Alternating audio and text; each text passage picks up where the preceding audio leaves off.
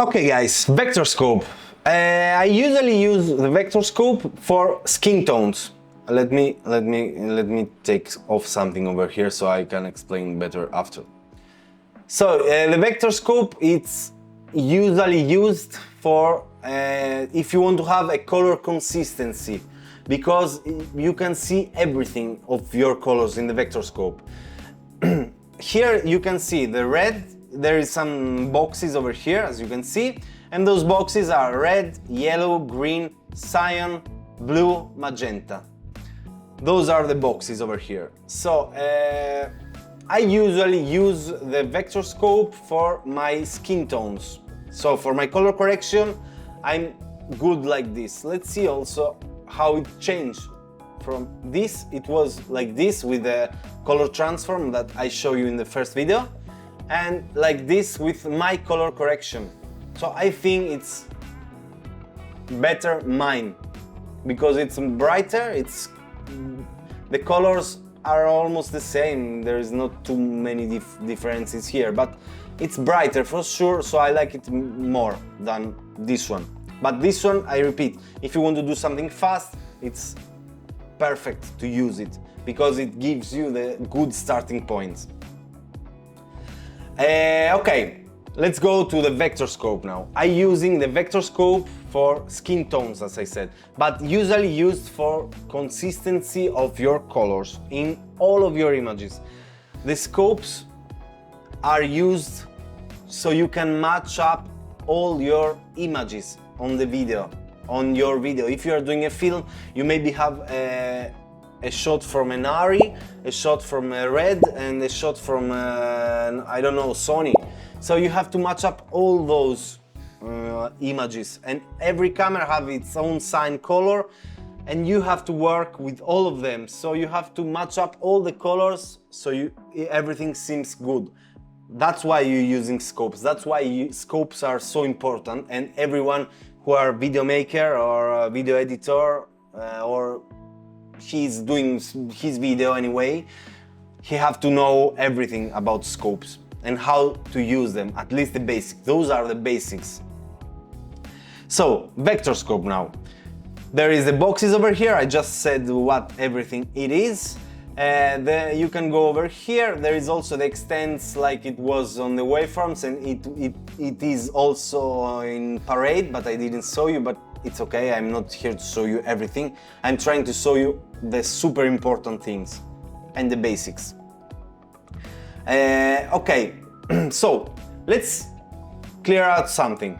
I will do it in this image over here. I do the same thing over here like the first video. This is the color transform, okay? And this is the image that we are going to work.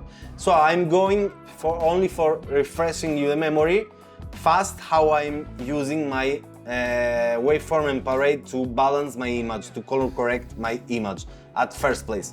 So I will go a bit fast, okay? So stay here, so you can understand how fast you can do it after you learn how to do it. Because maybe now we are going late, so you say, yeah, okay, I will not stay 2 hours to do every video, but it's not 2 hours, guys. If you learn to do it, it will be extremely fast for you to do everything, okay? So stay here, stay tuned, so you can understand how fast this could be. Okay, just already my waveform, for me, it's okay. We go here on the Parade a bit, maybe a bit lower. Okay, let's give, you don't need to do in one node. You should make more nodes if you want to be able to go back and again turn. But now I'm just doing a demonstration, so I'm not using everything, all the nodes that I should do and all that stuff, okay? So maybe I can do another node over here to put some more saturation.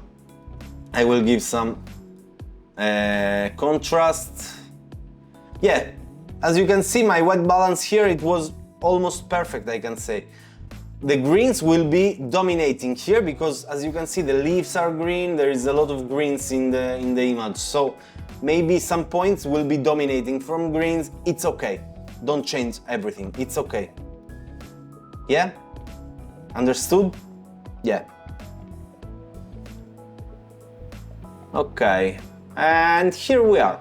Done. Hands down, sorry. Hands down. Did it. So we are ready to go. VECTORSCOPE. This is our man for the skin tones.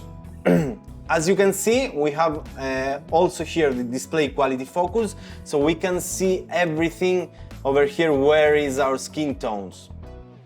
But how I know where I should place the skin tones?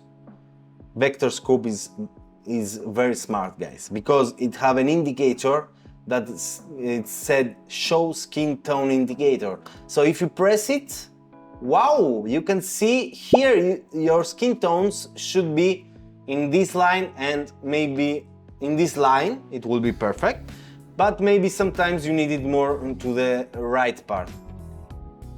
But it's a good starting point to know where you should place your skin tones. We are gonna do something like that so you can understand.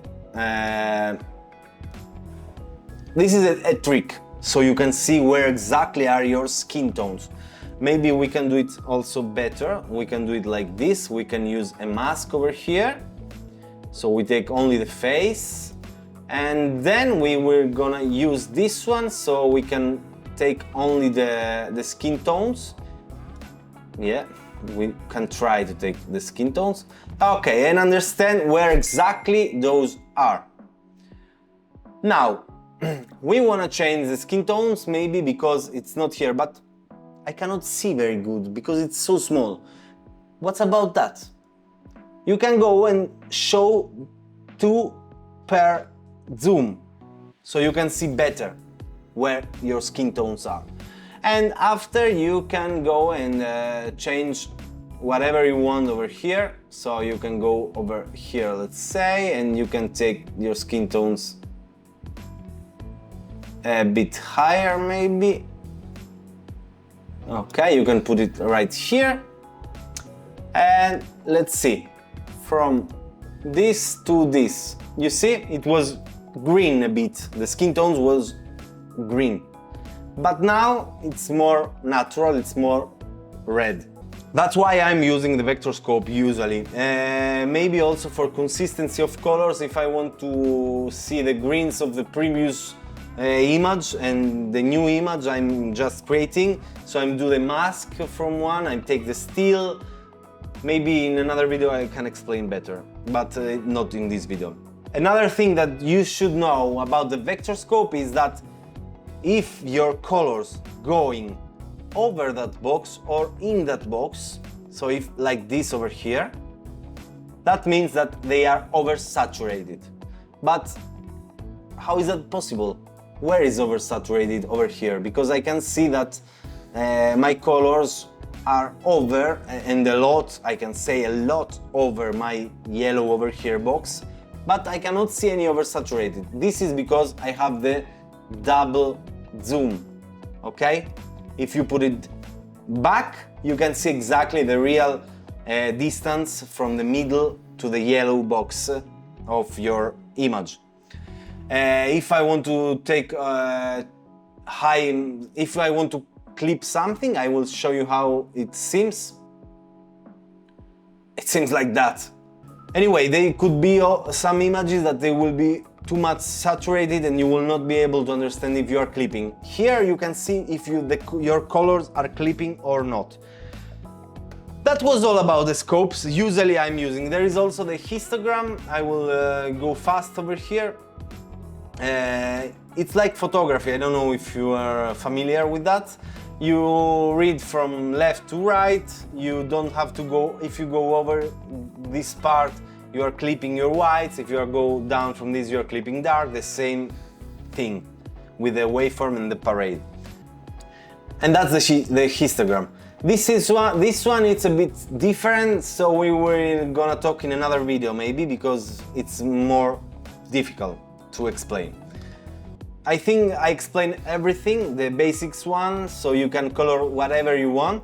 And you have to know that after the color correction, you can go and put your LUT over here and it will look good.